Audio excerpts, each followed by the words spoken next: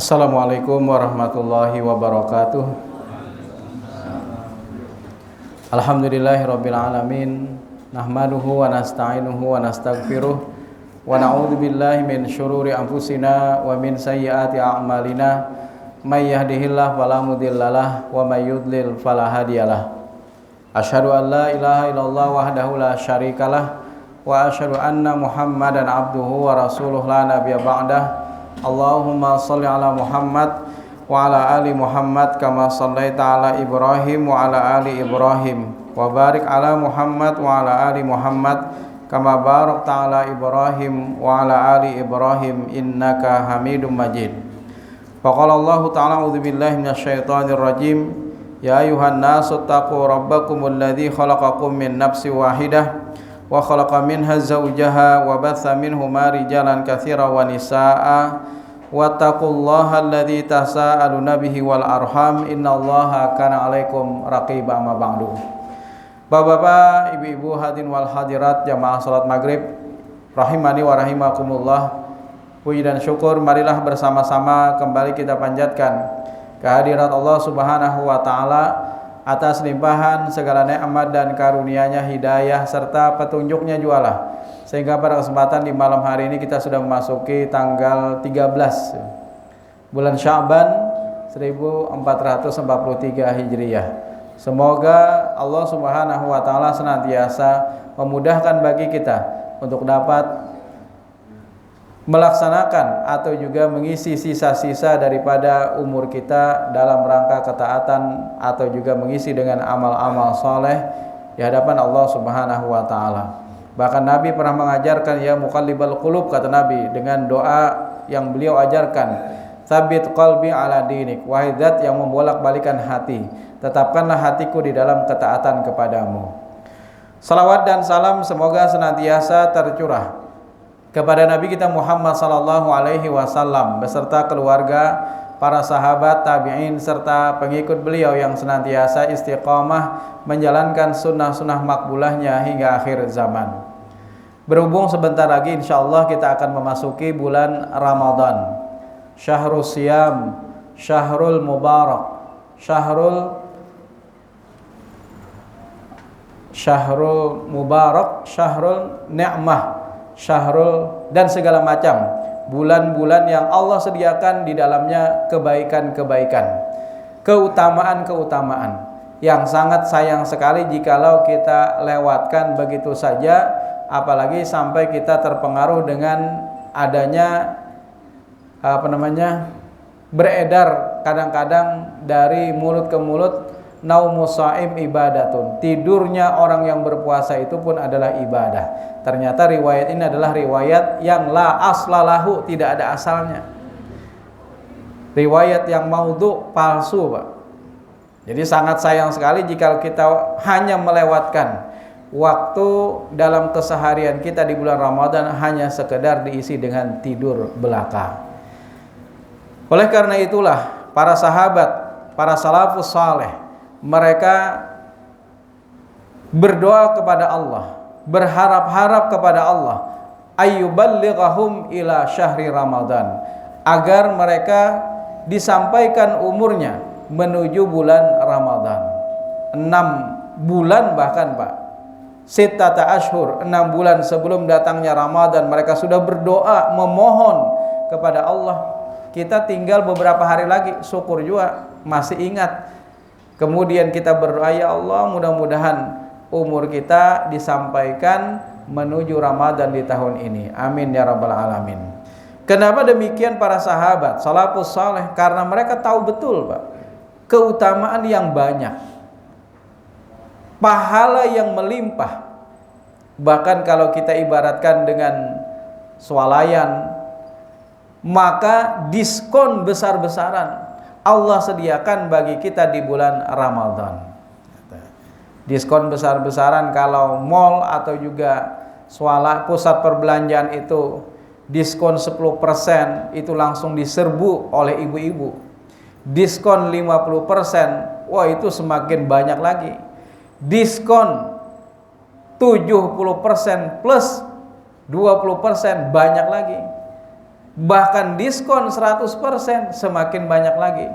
Kok kenapa pada saat Allah menyediakan diskon besar-besaran bahkan lebih besar daripada 100%, kenapa masjid-masjid, musala-musala kadangkala hanya ramai di awal-awal saja?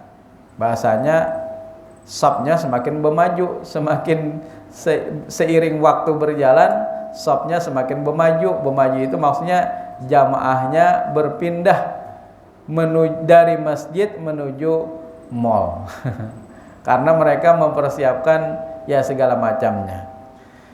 Oleh karena itulah, sebelum datangnya bulan Ramadan, kita punya target tersendiri. Kita punya cita-cita.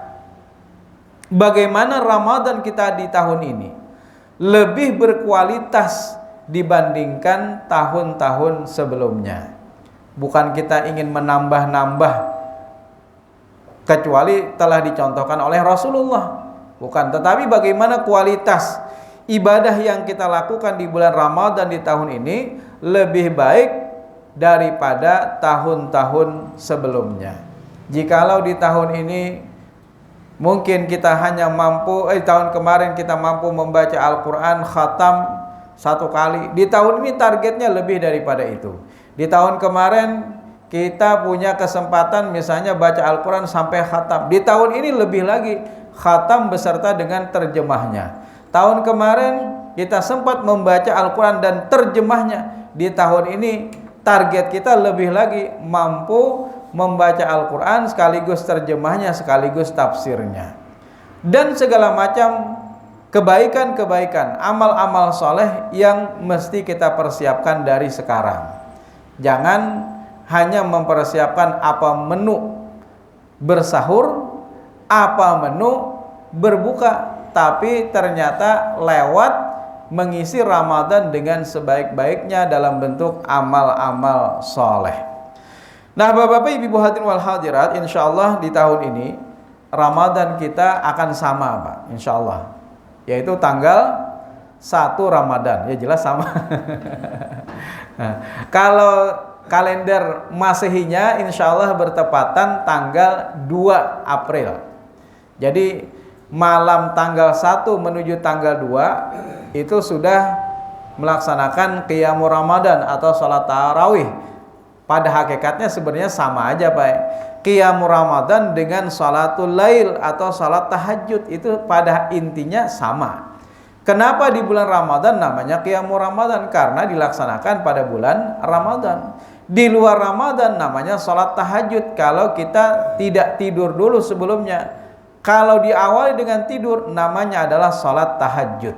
Nah, jadi salatul lail kalau kita misalnya kada guring misalnya sampai jam 1 malam sampai jam 2, maka silahkan mengerjakan salat namanya salat malam. Tapi kalau kita sempat tidur sekalipun hanya 5 menit, maka kerjakanlah namanya adalah salat tahajud. Tapi pada hakikatnya semuanya sama secara definisi. Nah, di bulan Ramadan, Qiyamul Ramadan dilaksanakan di awal waktu. Nah, di awal waktu itu setelah sholat Isya. Jadi berdasarkan perhitungan hisab, metode hisab hakiki. Jadi hakiki itu artinya menghitung dengan sebenar-benarnya, seakurat mungkin. Beda dengan hisab bil urfi, Pak. Jadi ada hisab bil urfi. Mungkin pian pernah mendengar berita misalnya aliran Naqsyabandiyah melaksanakan Ramadan duluan. Biasanya ada beritanya di TV. Mereka di Sulawesi, aliran Naqsyabandiyah melaksanakan puasa duluan, Ramadan duluan. Nah, mereka menghitungnya itu hanya berdasarkan urfi. Urfi itu artinya adat dari turun-temurun nenek moyang mereka. Mereka biasa sudah menghitung penanggalan atau awal bulan itu hanya berdasarkan pasang surutnya air laut. Ada juga hanya berdasarkan bulan genap dan bulan ganjil. Kalau bulannya genap 30, kalau bulannya ganjil Misalnya jadi 29, Muharram itu ganjil, Safar itu genap. Nah, jadi mereka mendasarkan kepada itu. Itu ada namanya hisab bil urfi. Nah, majlis tarjih tidak berdasarkan hisab bil urfi, tidak. Tetapi hisab hakiki, menghitung dengan sebenar-benar perhitungan. Bahkan gerhana matahari atau gerhana bulan tahun 2024 akan datang, itu sudah bisa kita hitung, Pak. Waktu sholat tahun 2024 akan datang, itu sudah bisa kita hitung. Nah, jadi tanggal berapa terjadinya, jam berapa terjadinya, menit keberapa terjadinya, bahkan detik juga bisa dihitung kapan terjadinya gerhana. Begitu juga awal penanggalan Hijriah. Apa dasarnya? Dasarnya adalah Al-Qur'anul Karim. Jadi landasannya adalah Al-Qur'anul Karim yang berbunyi dalam surah Yunus ayat 5, Allah Subhanahu wa taala berfirman, Huwallazi ja'ala syamsa diya'a. Dialah Allah yang menjadikan asyam, matahari itu bersinar. Wal qamara nura, dan bulan itu adalah bercahaya, karena bulan itu bukan bersinar, dia hanya memantulkan cahaya dari matahari. Jadi Allah sendiri yang mengabarkan itu, Pak. Jadi sebenarnya umat Islam itu lebih duluan mengetahui. Kan orang baru sampai ke bulan, baru berita tentang ternyata bulan itu bukan bersinar, dia adalah hanya bercahaya. Padahal Al-Quran 14 abad yang lalu yang belum ada lagi astronot menuju bulan, umat Islam seyogianya sudah mengetahui dari Al-Quran. Cuma sayang, kita kadang-kadang terlambat mengetahuinya, duluan orang barat mengetahuinya. Misalnya di dalam ayat Al-Quran sebenarnya sudah ada menyebutkan bahwa Fir'aun itu, jasad dari Fir'aun itu, Pak, diabadikan oleh Allah. Berabad-abad kemudian ternyata ada seorang peneliti Perancis menemukan itu, Pak. Nah, padahal Al-Quran sudah menjelaskan 14 abad yang lalu tentang jasad Fir'aun itu diabadikan oleh Allah Subhanahu wa taala. Berabad-abad kemudian baru ada penemu atau peneliti dari Perancis yang menemukan tentang hal itu. Lalu dia menggali, kemudian dia menemukan jasad Fir'aun dalam keadaan yang utuh. Padahal 14 abad yang lalu, kalau umat Islam itu membaca betul-betul Al-Quranul Karim, menghayati betul-betul, maka dia akan menemukan berbagai macam sesuatu yang pada saat itu belum ditemukan oleh manusia. Termasuk juga tadi, dialah Allah yang menjadikan matahari itu bersinar dan bulan itu bercahaya. Untuk apa? Wa qaddarahu manazila lita'lamu adadas sinin.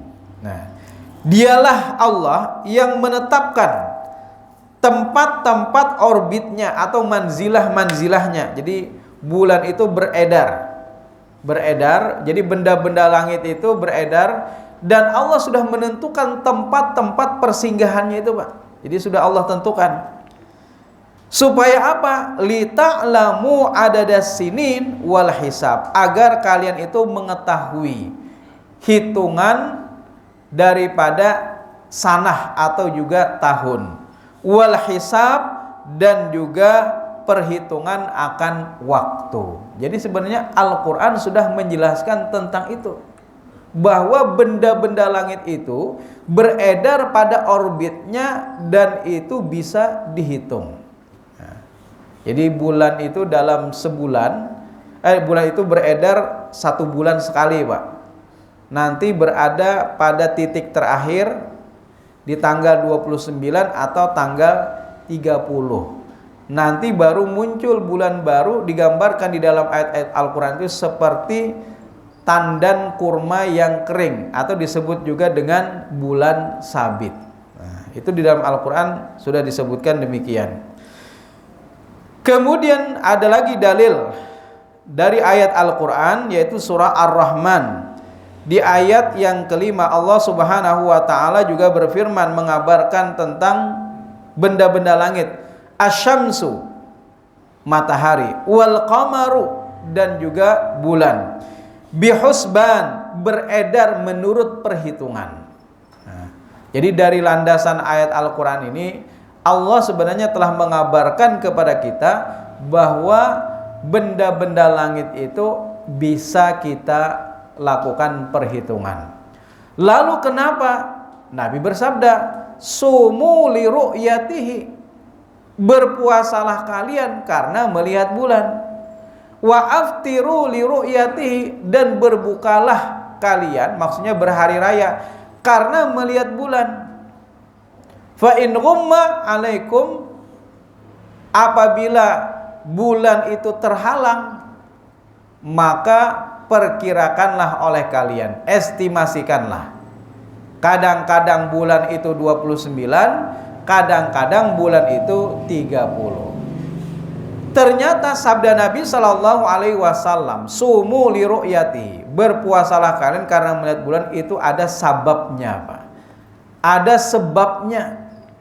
Karena pada saat itu ilmu pengetahuan belum ditemukan. Maksudnya ilmu pengetahuan hisab, metode perhitungan, ilmu astronomi, atau juga ilmu hay'ah, itu belum ditemukan oleh manusia. Setelah umat Islam beberapa abad kemudian bersentuhan dengan peradaban Persia, yang di situ sudah menemukan yang namanya ilmu astronomi, maka akhirnya ini merambah ke dalam wilayah-wilayah Islam. Jadi ada sebab Nabi mengatakan sumu li ru'yatihi. Oleh karena itulah al-hukmu yaduru ma'a illatihi, hukum itu beredar pada ilatnya. Kalau memang keadaannya demikian, maka masih boleh, silahkan. Tetapi karena keadaannya ini sudah semakin maju, maka tentu alat yang digunakan untuk menghitung tidak hanya berupa penglihatan, mengandalkan penglihatan mata, tetapi dengan menggunakan alat atau disebut dengan ilmu hisab. Nah, kenapa Nabi Shallallahu Alaihi Wasallam pada saat itu menentukan bulan hanya berdasarkan kepada penglihatan mata? Karena memang di zaman itu ilmu pengetahuan tadi belum muncul. Kemudian juga dalam sebuah riwayat disebutkan, nahnu ummatun ummiyatun, kata Nabi, kami adalah umat yang ummi. La naktubu, kami tidak bisa menulis, wala nahsubu, dan kami tidak bisa menghitung. Wala nahsubush qamar, kami tidak bisa menghitung akan syahr. Syahr itu bulan. Nah, tidak bisa menghitung bulan. Kadang-kadang 29, kadang-kadang 30. Nah, inilah yang menjadi sebab kenapa pada saat itu Nabi menentukan awal bulan itu hanya berdasarkan kepada ru'yah. Tetapi ketika ilmu pengetahuan, khususnya adalah ilmu hisab itu ditemukan, maka hukum itu akan berubah, Pak. Jadi yang penting puasanya sama, itu kan. Ibarat ibadah haji itu dalam ayat Al-Quran menyebutkan, panggillah wahai Ibrahim, kata Allah, maka mereka itu manusia akan berbondong-bondong datang menuju Mekah, menuju Ka'bah, dengan berjalan kaki dan menunggang unta-unta yang kurus. Yang menjadi pertanyaan, adakah di antara kita wahini yang berangkat haji jalan kaki? Mungkin ada, tapi jarang sudah. Adakah di antara kita wahini yang berangkat haji menggunakan unta yang kurus? Mungkin ada, tetapi sudah jarang sekali. Apakah ayat Al-Quran yang menyebutkan demikian? Lalu ya sudah, kada boleh bawa pesawat, kada boleh pakai kereta, pakai bis, harus jalan kaki, karena ayat Al-Quran menyebutkan demikian. Ini kan al-hukmu yaduru ma'illatihi, hukum itu beredar pada ilatnya. Kemudian juga ini sudah di luar daripada ibadah. Mic itu di luar daripada ibadah, silahkan gunakan. Kalau di luar daripada ibadah, maka itu bukan perkara yang bid'ah. Yang penting ibadah hajinya sama sesuai dengan tuntunan Nabi SAW. Mau berangkatnya dengan pesawat, mau berangkatnya dengan bis, mau berangkatnya dengan kapal laut, silakan. Yang penting ibadahnya menyesuaikan dengan apa yang dicontohkan oleh Nabi SAW. Nah, begitu juga mungkin ada sebagian menggunakan ru'yah, silahkan, kita tidak melarang, kita tidak menyalahkan. Begitu juga mereka yang berprinsip seperti tidak menyalahkan metode yang telah dipedomani oleh Majelis Tarjih, yaitu dengan metode hisab hakiki wujudul hilal. Bahkan pada dalam perhitungan yang dilakukan oleh Majelis Tarjih itu bukan hanya menghitung, tapi juga ada 3 syarat, Pak, yang harus terlewati. Jadi syarat itu harus ada. Kalau hanya sekedar, oh ini sudah sampai nih bulan baru, tapi syarat ini tidak terpenuhi, maka belum dikatakan bulan baru. Syarat yang pertama apa, Pak? Syarat yang pertama terjadi ijtima. Ijtima itu konjungsi. Jadi matahari dan bulan itu berada pada satu garis lurus. Itu syarat yang pertama. Syarat yang kedua, ijtima atau konjungsi itu terjadi sebelum waktu terbenam matahari. Maksudnya konjungsi itu terjadinya di siang hari. Jadi kalau misalnya konjungsinya terjadi setelah matahari itu terbenam, berarti besok masih tanggal 30. Jadi siang hari, itu syarat yang kedua. Syarat yang ketiga, pada saat matahari itu terbenam, ini garis horizon misalnya, Pak, di pinggir laut, matahari itu terbenam, maka bulan itu harus berada di atas ufuk. Nah, jadi kalau misalnya matahari itu bulan tenggelam duluan, baru setelah itu matahari, besok masih tanggal 30. Jadi matahari duluan tenggelam, bulan masih berada di atas ufuk seperti tandan kurma yang kering atau bulan sabit, maka itu menandai maghrib ini sudah masuk bulan baru.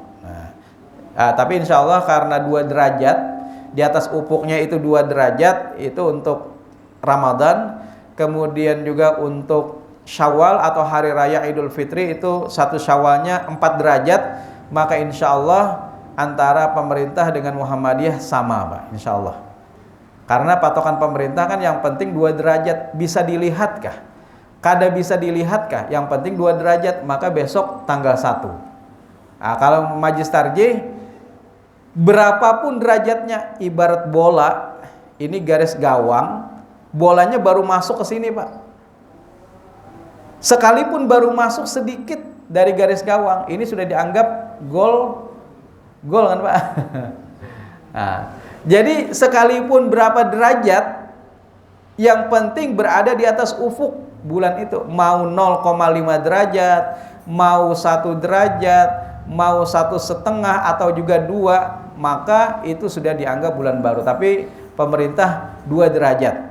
Mudah-mudahan nanti pemerintah menurunkan derajatnya, misalnya siapa tahu nanti beberapa tahun kemudian 1 derajat misalnya, itu sudah dianggap besok bulan baru. Nah, akhirnya bertemu nanti antara metode hisab dengan metode ru'yah. Jadi kata pemerintah yang penting 1 derajat misalnya. Bisa dilihatkah bulan? Tidak bisa dilihatkah? Pokoknya amun 1 derajat besok tanggal 1 misalnya. Mudah-mudahan itu akan terjadi sehingga nanti semakin menipis perbedaan tersebut. Bapak-bapak, ibu hadirin wal hadirat rahimakumullah, beberapa waktu yang lalu ulun sudah menyampaikan di masjid yang lain tentang kaifiat tuntunan Ramadan. Mungkin dilanjutkan di malam hari ini terkait dengan masalah lain. Hanya sekedar mengulang, niat itu harus kita lakukan sebelum kita melaksanakan satu ibadah, termasuk ibadah puasa Ramadan. Karena Nabi bersabda, malam yujmi'is siyam, barang siapa yang dia tidak berniat untuk melaksanakan puasa qablal fajri, sebelum datang waktu fajar, fala siyamalah, maka tidak ada puasa baginya. Jadi niatkan saja misalnya di dalam hati untuk melaksanakan puasa Ramadan di tahun ini selama 1 bulan penuh. Insya Allah dengan niat seperti itu, kita suatu ketika misalnya bangunnya terlambat, maka ada masalah lagi, Pak. Jadi bisa pian lanjutkan puasanya. Tapi kalau misalnya pian belum berniat, sementara azan sudah berkumandang, maka pian kada kau melanjutkan puasa di siang harinya. Beda dengan puasa sunnah. Kalau puasa sunnah itu Pak, pian tadi subuh pulang dari musala, belum makan lagi. Sampai ke rumah kada ada makanan. Niat puasa itu boleh dilakukan. Sekalipun sudah lewat waktu subuh. Yang penting dari subuh tadi kada ada makanan, tapi imbah ceramahan makan bubur itu kada kau lagi diterusakan. Kemudian selanjutnya adalah qiyamul Ramadan. Qiyamul Ramadan salat malam atau juga salat tarawih. Nah, Majlis Tarjih mengambil riwayat yang paling kuat, yaitu adalah dari riwayat Aisyah. Nah, riwayat Aisyah, kata Aisyah apa? Sesungguhnya Nabi SAW melaksanakan salat malam baik itu di luar dari Ramadan atau di dalam bulan Ramadan tidak lebih daripada 11 rakaat. Itu dianggap riwayat yang paling kuat. Nah, inilah yang diambil oleh Majlis Tarjih. Tapi kita tidak menyalahkan juga kawan-kawan yang mengambil contoh dari para sahabat. Oh, ini ada sahabat di zaman Umar ya misalnya, atau sahabat yang lain melaksanakan 23 rakaat, 43 rakaat, ya silahkan monggo. Yang penting metode tarjih dalam penetapan hukum itu mengambil dalil yang dianggap paling kuat. Itu yang dipegangi. Karena dalil yang dianggap paling kuat itu adalah riwayat Aisyah, maka inilah yang selama ini dipegang oleh Majlis Tarjih. Tapi monggo bagi mereka yang ingin melaksanakan lebih daripada itu. Yang penting Majlis Tarjih sudah menetapkan, maka bagi anggota, simpatisan atau seluruh kaum muslimin yang ingin mengikuti kepada HPT, Himpunan Putusan Tarjih, maka berpegang kepada hadis riwayat Aisyah ini. Nah, terkait dengan pakem berapa skemanya, jadi kalau misalnya 4-4 maka witirnya 3. 4-4-3. Bukan skema bola malah nih.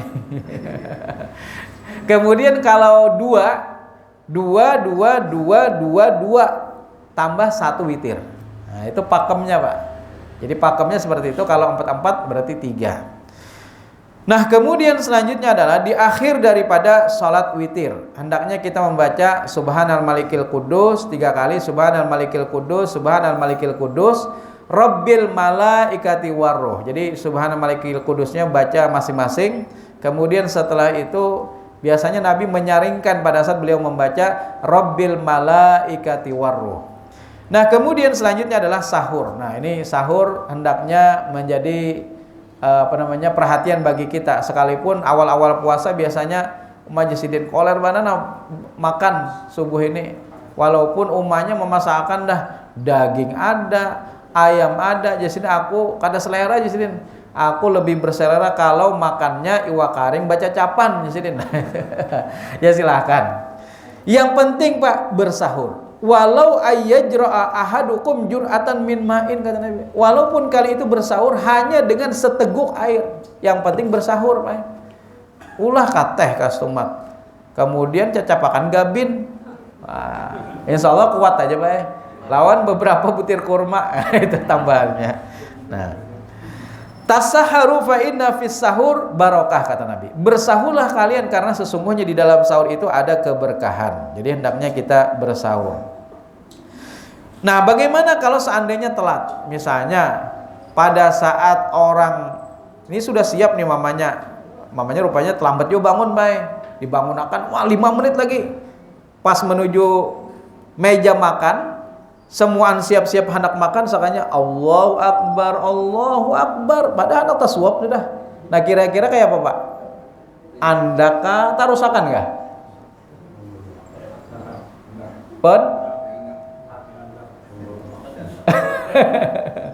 Karena jadi makan kah? Tarusakan kah?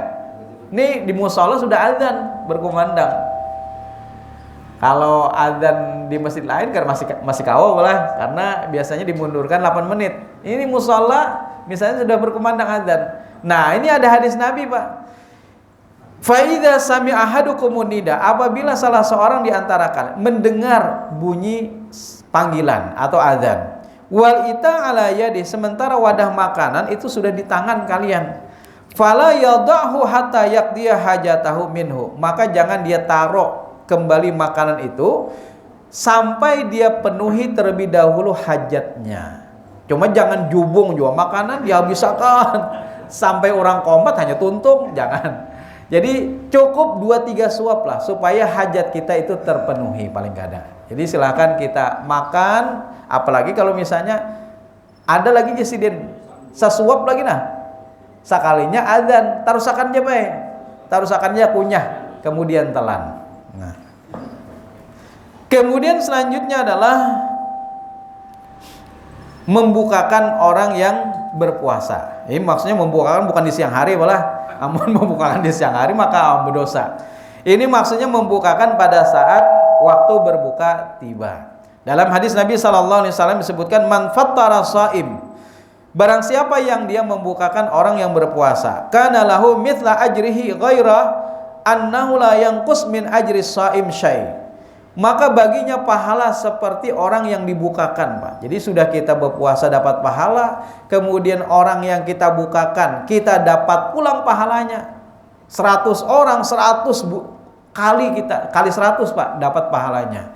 Tanpa mengurangi orang yang dibukakan puasanya. Walaupun yang kita bukakan hanya dengan air putih, karena masalah, Pak. Pokoknya sumbang sesuai dengan kemampuan kita masing-masing. Di sini sudah ada jadwal lah buka puasa bersama. Ya mungkin diadakan jadwal supaya masing-masing berbondong-bondong untuk sama-sama memberikan sumbangsihnya. Termasuk sekalipun tenaga menyiapkan sidin. Sidin misalnya kadang mampu untuk materi, menyiapkan barang sidin, mengupasakan semangka dan segala macamnya, insya Allah di sini juga dapat pahala sebagaimana orang yang dibukakan. Nah, Bapak-bapak, Ibu hadirin wal hadirat rahimakumullah. Kemudian apa-apa saja yang selama ini mungkin ada sebagian orang yang menganggap batal puasa, tapi ternyata tidak batal. Bakantut dalam banyu, banyak mahasiswa bertakun, bujur kapajar. Bakantut dalam banyu itu batal puasa. Sebenarnya kada batal. Apa hubungannya bakantut lawan batal puasa? Itu kenapa orang bahari mengatakan batal puasa? Karena kekanakan bahari itu ketujuh belumba. Nah, itu aja supaya mereka kada lawas di sungai, ikan batal puasa amun misalnya bukunyong. Nah, itu. Lalu kanakan naikannya. Nah, kemudian selanjutnya memasuki waktu subuh dalam keadaan junub. Misalnya 10 menit lagi waktu subuh tiba, kita belum makan. Mandi wajibkah? Makankah berdulu? Maka lebih baik pian pilih makan. Setelah itu azan berkumandang misalnya, silakan mandi junub, itu tidak membatalkan puasa kita. Kemudian bercengkrama atau mencium istri itu tidak membatalkan puasa. Cuma hati-hati bagi mereka yang masih muda, jangan sampai khawatirnya kena selajur. Nah, itu yang akhirnya bisa batal puasanya. Ketika datang anak muda kepada Nabi, wahai Rasul, bagaimana hukumnya jikalau ulun mencium istri? Maka kata Nabi, batal. Tapi ketika ada orang tua datang kepada Nabi menanyakan, wahai Rasul, bagaimana jikalau ulun mencium istri pada saat ulun di siang hari berpuasa? Maka kata Nabi, tidak batal. Nah, kenapa beda? Karena melihat keadaan orang tersebut. Nah, jadi kekhawatiran itu jadi sebenarnya tidak batal kalau orang itu mampu menjaga hawa nafsunya. Inna syekh yamliku nafsahu, kata Nabi, sesungguhnya orang tua itu lebih bisa menahan dirinya, nah, dibandingkan pengantin muda. Kemudian selanjutnya adalah apa? Donor darah itu tidak batal puasa. Berbekam itu tidak batal puasa. Jadi riwayat yang mengatakan berbekam itu batal puasa ternyata itu mansuh, dihapuskan, Pak. Dengan riwayat yang kemudian datang yang menyebutkan bahwasanya Nabi mengatakan itu tidak batal puasa seseorang. Termasuk donor darah itu tidak batal, Pak. Cuma ambil waktu yang mungkin mendekati berbuka aja. Jangan donor darahnya pagi masih awal-awal puasa gitu. Kemudian suntikan itu juga tidak membatalkan puasa, asal jangan suntik impus yang di situ mengandung sari makanan. Nah, jadi kalau hanya misalnya panas datang ke mantri minta suntik, itu tidak batal puasanya. Nah, dahulu berbekam merupakan salah satu pembatal puasa, namun kemudian dihapus. Dan telah ada hadis sahih dari Nabi bahwasanya beliau berbekam ketika beliau berpuasa. Hal ini didasarkan kepada riwayat Ibnu Abbas. Sesungguhnya Nabi SAW berbekam padahal beliau sedang berpuasa. Kemudian mencicipi makanan itu juga tidak membatalkan puasa selama tidak sampai ke tenggorokan. Jadi ibu-ibu lah, lain bapak-bapak bang. Amun bapak-bapak datang-datang ke dapur, apa juga hubungannya kan? Jadi ibu-ibu mencicipi makanan kemasinan kakak karena timbul sangit abahnya amun kemasinan. Nah, silahkan cicipi makanan, setelah itu diluakakan. Nah. Kemudian selanjutnya adalah bercelak, itu juga tidak membatalkan puasa, Pak. Memakai tetes mata pian habis perjalanan jauh, misalnya habang mata pian lalu pian tetes dengan insto, silahkan, itu tidak membatalkan puasa. Sekalipun misalnya pada saat kita tetes mata seakan-akan ada sesuatu yang masuk, nah itu tidak batal. Yang batal itu kalau misalnya istinsyak, Pak. Istinsyak, menghirup air ke dalam hidung lalu masuk, nah itu batal puasanya. Maka itu kata Nabi, jangan engkau istinsyak malam takun shaiman, ketika kamu dalam keadaan berpuasa. Jadi istinsyak itu hanya boleh dilakukan ketika kita tidak berpuasa. Kemudian mengguyur air ke atas kepala, kemudian mandi di siang hari puasa. Berapa kali kah? 10 kali kah pian anak mandi situ? Kada batal puasanya, Pak. Asal jangan selajur mandi minum, nah itu. Termasuk juga berkumur-kumur kada batal. Kada batal puasanya, Pak, berkumur-kumur. Asal jangan berkumur-kumur 2 kali, 3 kali, sakanya nang keluar cuma sekali. 2 kalinya ditaguk sidin. Itu batal puasanya. Jadi mandi berkali-kali. Wa kana sallallahu alaihi wasallam, adalah Nabi sallallahu alaihi wasallam yasubul ma ala ra'si, beliau menumpahkan air, menuangkan air ke atas kepala beliau. Wa huwa shaib, sementara beliau dalam keadaan berpuasa. Minal atash au minal har, disebabkan karena pada saat itu beliau kehausan dan juga panas terik matahari yang menyengat. Jadi karena panas itu lalu beliau membasahi kepala. Jadi kalau misalnya ambil kain basah lalu ditaruh di atas kepala, silahkan, supaya kita tetap kuat melaksanakan ibadah puasa Ramadan. Tapi musim hujan malah ada juga syukurnya musim hujan, sehingga tidak menyebabkan kering tenggorokan kita. Bapak-bapak, ibu-ibu hadirin wal hadirat rahimani wa rahimakumullah. Nah, bagi ibu-ibu kalau misalnya datang haid sekalipun 5 menit lagi, misalnya maghrib jam 6:35, sekalinya jam 6:30 datang haid, maka wajib membatalkan puasanya. Kada ada istilah maalang-alang, Pak. Maalang-alang aja 5 menit lagi. Nah, itu tetap wajib baginya batal puasa, kemudian dia mengganti di hari yang lain. Demikian yang bisa ulun sampaikan, lebih dan kurangnya mohon maaf. Subhanakallahumma wa bihamdika asyhadu an la ilaha illa anta astaghfiruka wa atubu ilaik. Wassalamualaikum warahmatullahi wabarakatuh.